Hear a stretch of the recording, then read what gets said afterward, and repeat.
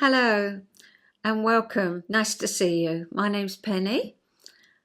I live in the southeast of England with my husband Pete and my 3 chickens, who I think are drowned today because it hasn't stopped raining. I'm hoping it will brighten up, but we'll see. It's been, well, we've had a couple of sunny days, but apart from that, yesterday was supposed to be beautifully sunny, but we had a sea mist. Pete can't get out into the garden anyway, because last week we went to visit some friends in London. That's a little film. I'll tell you about that at the end. But on the way back, he went down the gap between the train and the platform, flat on his face on the train bit. I leapt up because I'd just got on in front of him. And anyway, so no broken bones, no fractures. He's being able to walk on it today, but obviously it was all badly scraped all down the leg and the bruising starting to really come out. So he's been in the wars. You know, they say mind the gap between the train, don't they? But we were rushing. Don't rush. We could have waited to the next one. But no, we rushed to get on, and that was that. So rushing's out of, well, no more rushing.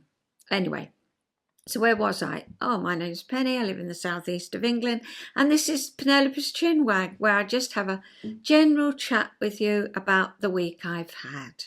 So Pete falling was part of the week. I imagined him in bits. Everybody leapt up in the carriage, you know, helped him up. He was like this, don't worry, I'm fine. It's a bit of shock, isn't it? Shock comes out. But he is fine. It could have been a lot worse. And he's just hobbling about at the minute, wanting to get in the garden because we've bought a new rose tree. The Queen of Sweden, it's called. We got it from David Austin. And it just reminds me, my mum would have said, oh, I love that because it's pale pink and big blooms, you know. So, yeah, we're going to put that in. And we've got a few other plants to put in. But, as I say, we can't go out in the rain and he's hobbling about anyway. So I was going to show you a couple of photographs and bits and bobs that I'm putting in my new memory book, Mum and Dad's memory book, my one. And I showed you how I made that last week. And of course, I'm going through different, through the boxes of different bits and bobs. And I don't know if I've shown you before or not. So you'll have to bear with. But Mum had this gorgeous cat that she rescued. And there was a little meow meow in the hedge. And when she looked, there was this tiny kitten. It must have just been born. And I think the mother must have had the kittens out there, carried them off, but forgotten this one. So Mum and Dad took it to the vet and were told how to feed it and how to look after it. And they named her Topsy, and she was a bit of a character. So I came across a photograph of Topsy, and I thought, well, that's got to go in the memory book. She loved getting in things. She was a tabby. And she would sit in a paper bag, well, for hours. So that's going in the memory book. What else have I got here? This is my mum's brother. And if any of you know my mum, you know, because she did a bit on Chinwag. But if you're new, yes, she's got her own little playlist if you wanted to catch up and see her. But this is her brother. And he had a very happy life, but a sad life at the same time, because when Mum was doing her Chinwags, she told me things that I didn't even know. And he married a girl called Peggy. He met her in Scotland when they were up there during the war. And Peggy died through childbirth, and the baby died too. I think they lived for a few days, but not long. And so there's my poor Uncle Alf, having lost his wife and baby. He did marry again, and he went on to have a daughter who I was bridesmaid to, actually. And he was a lovely man, as was his family. But this particular photo of him, I don't know if this was up in Scotland or where it was. Hasn't got a date on it, but this is him. He reminds you of someone in history, doesn't he?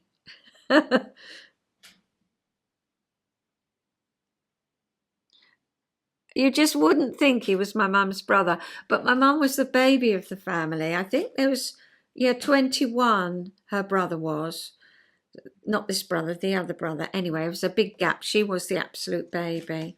What have I got? Then I love this photo because it shows you when I was 10, I moved to a house just round the corner actually from the hermitage that I showed you last week. And I did go and visit that. I showed it to you last week in the memory book, but I did go and visit it last week when I went to stay with friends. And it's as lovely as I remember. Anyway, before that, when I was 10, I moved from Tottenham. I came from this 2-bedroom flat, tiny little sitting room, 2 small bedrooms, tiny little kitchen, but this massive garden wrapped itself right round these Art Deco flats. 8 conker trees it had in the garden. And I was an outdoor type of girl, so I was always out in the garden, outside my bit of flat, but nobody else ever went out there, so I always felt like the whole thing was my garden. Anyway, we moved to this house that had 5 bedrooms, a morning room, a kitchen, a dining room, front room, living room, a lovely hall where I used to play jacks all the time with my friends, a square hall and 5 bedrooms and a bathroom upstairs. One of the bedrooms was my mum's craft room, and I just loved it. And as soon as we moved there, the first thing my dad did, well, he was a gardener. This shows you the garden just when he's got it tidy, let's put it like that, because people hadn't lived in this house for years, and so it wasn't derelict, it was in good sound order, but it was like walking into a house. Well, I've never known it. It was amazing from my point of view and Mum and Dad's point of view. The loft, they had a big loft. Dad boarded all the loft out, but when we went up there, it was full of antiques, and they were artists, and all their artist stuff were there. The dining room table, it was like something coming out of the First World War. The dining room table was still laid with their meal. And the egg had turned to powder. It was so old. It was like going into Miss Havisham's, in Great Expectations. And the egg had turned to powder. And when we put it on the table, it just walked along. And, well, every room was the same. My dad found a pair of gold false teeth in a bonfire outside, and he sold those, and well, that paid for a lot of the help of doing it up. He did it up beautifully. He was very arty, my dad. The wallpapers were all hand printed but very modern, and I mean the wallpaper in the hall was a gunmetal grey with all little dots like in stars of the planets going up the stairs. Oh, it was something else. It really was something else. And I was allowed to choose what I wanted. I had a Victorian fireplace in my bedroom, only small, but Mum used to like that so that when I came home from school it was nice and warm and I'd do my homework up there. I loved that house. Oh, and when we moved to the Hermitage, I was 17 and I didn't want to go. I didn't want to leave my house. Anyway, this photograph is my dad having a drink. And what I want to point out is that my dad bought a series of doors.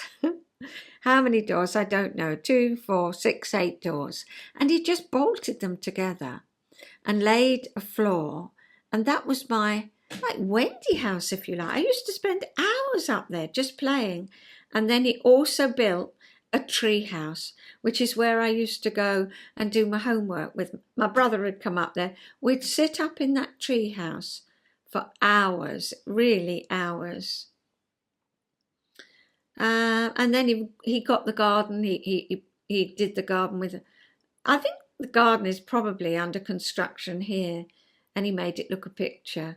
But the thing for me was that I had my own tree house and my own Wendy house, so that was a joy. This is my brother. Now, this was when we lived in Tottenham. How gorgeous is that? Mum had a little bath that we used to collapse and fold up, which she put over the bath. And there he is looking for the soap. My joy. I also found this, which was my dad. He invented a bean pole. He grew his own, and he invented a bean pole and made it. He got it made at work, you know, because that's what he did. He was a sheet metal worker and had his own business. And here's a picture of the bean pole. I mean, you can see what a success it would be. Metal. Came in 3 parts. You put it together.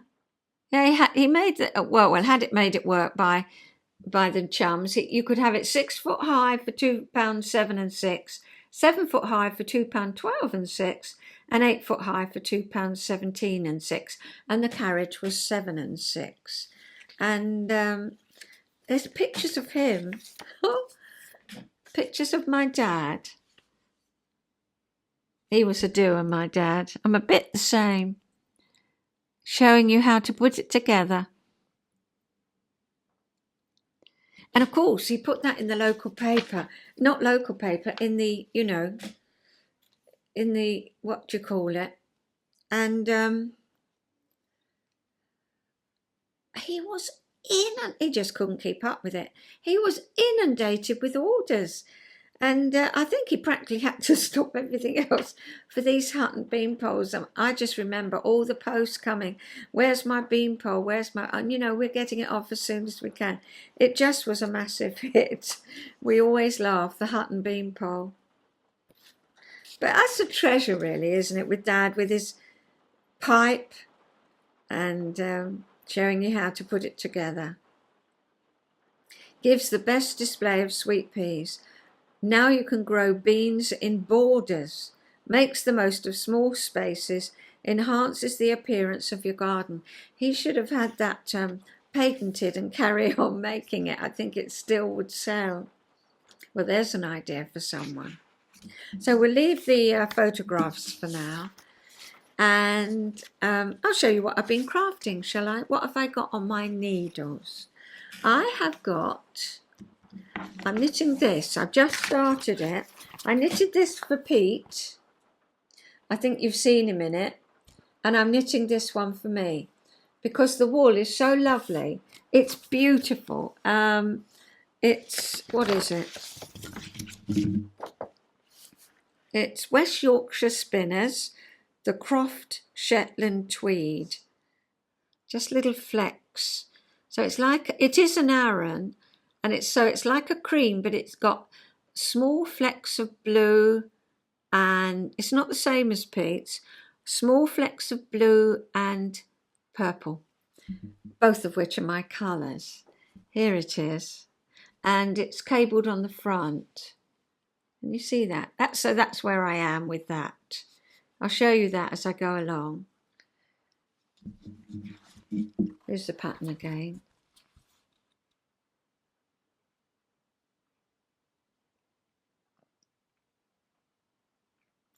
And then what else have I got on my needles? But this little bit of knitting. Again, not a lot to show you. But I'm going to put up a photograph of George, my great-grandson, because I knitted the same for him. This is for Tommy. And so it's in an age 1 to 2. But I did a 0 to 6 months. This is a Falkland Aran. And it's by Debbie Bliss. And I must say, it's beautifully, beautifully soft. And I'll show you this one as it goes along. This is...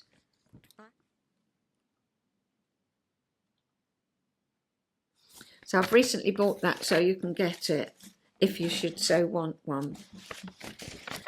And I've knitted this classic coat It was inspired by vintage patterns, and it's a vintage car coat. And I knitted that in Rowan Soft Jack double knitting. And it's 76% cotton, 15% yak, and 9% nylon. Shade 00233. But it's a nice, I thought it was nice. It's a little bit more green. Well, it's a greeny blue. I thought that was lovely for, you know, when he's got a t-shirt on in the summer. And being cotton, it looks bad on film, but it doesn't look like that in real life. And it's got these little darling details on the sleeve, which is what a car coat would have, isn't it? So that one goes that way, that one goes that way, obviously, facing backwards. So you start knitting the one bit of sleeve, leave it, then start knitting the underneath bit, join it along that row, and then carry on knitting. Very simple knit. Just straight down, no rib. There's a couple of little bits I wanted to show you of him. He was in his garden. He's just got a small little garden, and they've got a mirror in the garden. And he says hello to himself. He knows it's himself, which is a great concept, isn't it, for little ones to learn. For those that are new, he's my great-grandson, and he's 15 months old. Is that you? Yeah?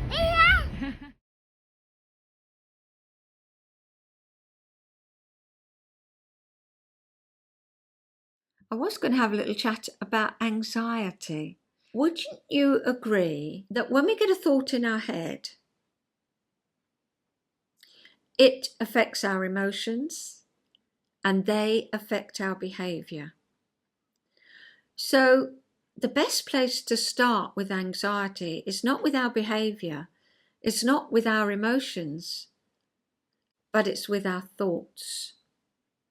Because the thoughts trigger the emotion, and the emotion triggers the behaviour.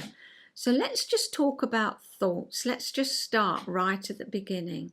What thoughts do we have around anxiety? Usually about what might happen. Yeah. And then that creates fear. Our emotions and our behaviour all comes from that thought of what might happen. And we've talked a little bit about saying, well, it might not. Think positive. I'm not a great one for all that think positive. I've never advocated it really, because negative things happen in life, don't they? Let's think rationally. That's a much better word for me. I like to think rationally, because sometimes things aren't positive, are they? They're pretty negative. They're pretty rubbish. But it's how we manage those rubbish, negative situations. If we handle them rationally, then our thoughts, our emotions, our behaviours, they will all fit into place. When we have these thoughts, these anxiety thoughts, and we keep them to ourselves, it's very easy for them to become irrational. So if you know someone who suffers from anxiety, or even yourself, myself, is it true or false? That's a question to ask yourself. Oh yes, but so-and-so could happen. Yeah. Is it true or is it false?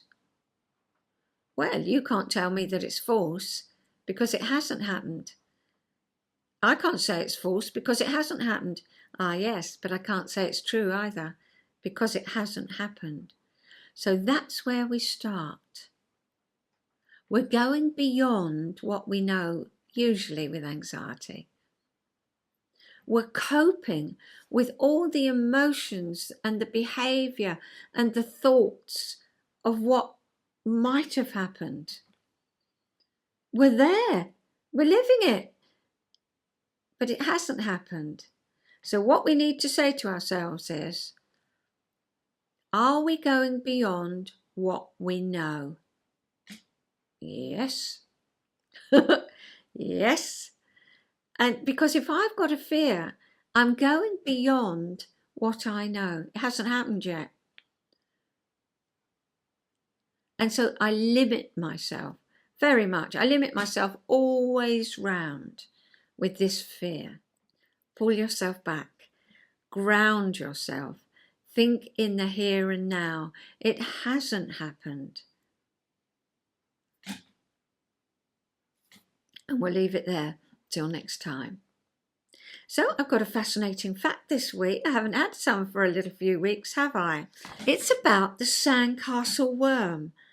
Surgeons repair broken bones with the help of pins, plates and screws, but those tools are cumbersome for use on smaller bone fragments. Researchers were baffled about how to develop an adhesive that could solidify in the wet environment of the human body. They found a possible solution by studying the Sandcastle worm. The adult worm is 1 inch or so long and 1/8 of an inch in diameter. But they build tubes several inches long using sand grains and particles, shell fragments. They don't leave their tube, but stick out dozens of tentacles to gather food and sand particles. They live in their tube and don't leave it. Worms build their shells next to each other, like stacks of pipes, to form a large colony. 1 grain of sand at a time, it builds big reef-like colonies the size of Volkswagens. Each particle is bonded to the next with a dab of glue that's manufactured by a gland in the worm's thorax. It contains a unique set of proteins that, when combined, cause the glue to quickly solidify underwater. Russell Stewart of the University of Utah says that this little animal has solved complicated adhesion problems. Synthetic versions that have even greater strength than the original have been made. The glue that is finally used in operating theatres will also have to be biodegradable, so that when used to mend broken bones, it will dissolve as the bone heals. They can even add painkillers in with glue. What a wonderful design we learn from the Sandcastle worm. Well, I found that really interesting, and I hope you enjoyed the photographs that gives us an idea of this worm living in this tube, making this glue.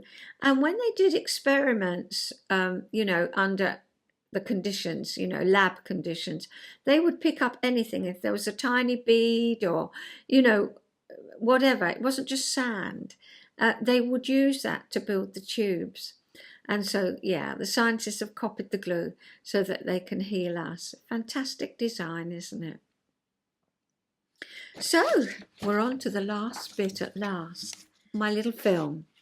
I always try and put a film up. Well, I always do. And my film is about my week. It starts off with a comma butterfly.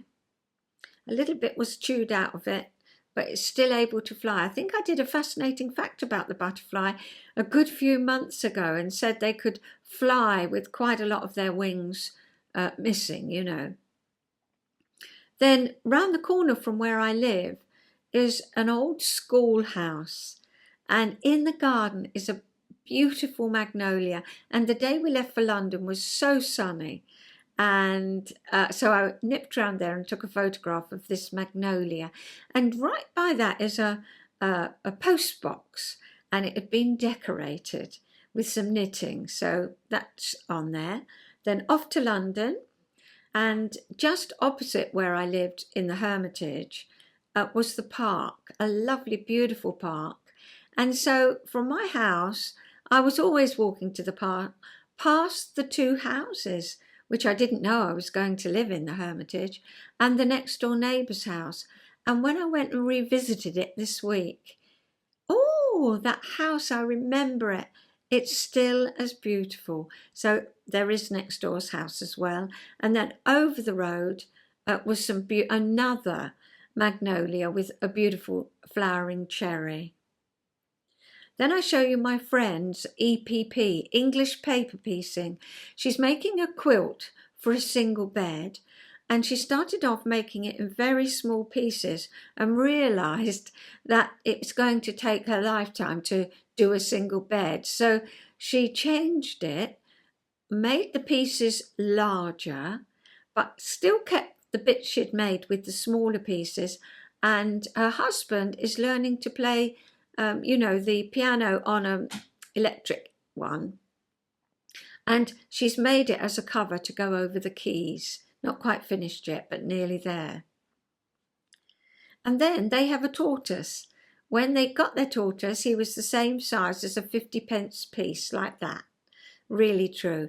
They visited last summer or autumn, and I took a little bit of film of him then, but he's a lot bigger now. So that's the film. I'll see you next time. You take care. Enjoy your crafting if you're a crafter. And I hope you've enjoyed this week, sharing what I've been up to. So I'll see you soon. And until then, as I say, take care and enjoy yourself. Bye.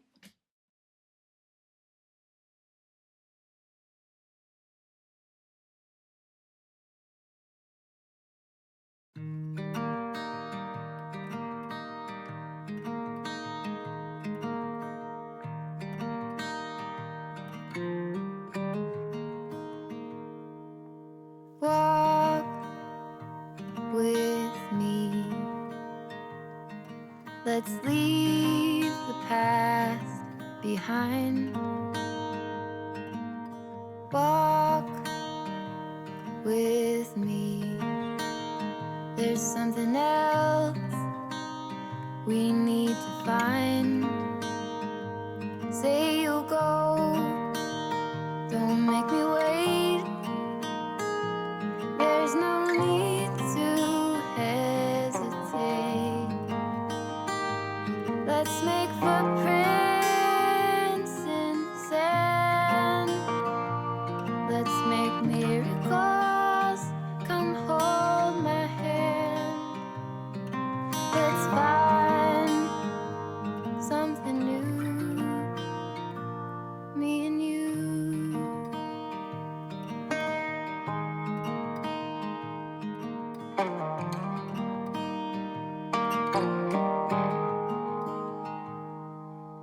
Blue is the sky, like the color of your eyes.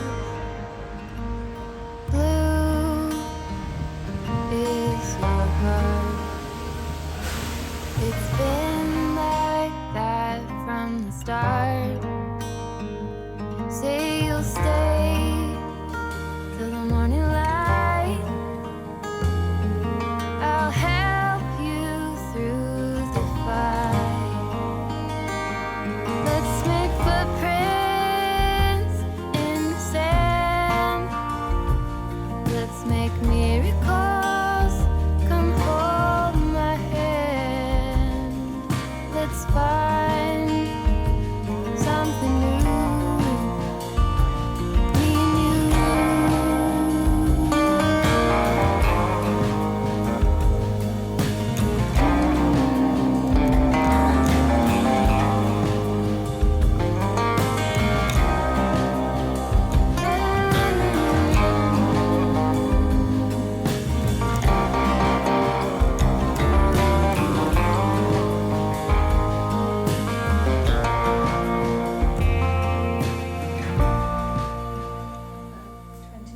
Walk with me. Let's leave the past behind.